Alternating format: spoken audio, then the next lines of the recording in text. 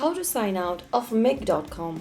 Hi everyone, welcome back to another video from Wake&Tech. If you are looking for a way to sign out or log out of Make.com website, first of all, launch open any web browser and then type in Make.com in the URL box and search. You'll end up in the official web page of Make.com, which looks like this. If you're already logged in and you'd like to sign out, just go to the upper right corner and click on the initial or profile icon, and in the pop-up, click on sign out. Once you click the sign out button, you'll be redirected to this sign in interface. That means you have successfully logged out. It is crucial to log out of your account if you are using a public or shared device. So there is how you can easily sign out or log out of Make.com. If you found the video helpful, don't forget to like, share and subscribe to our channel.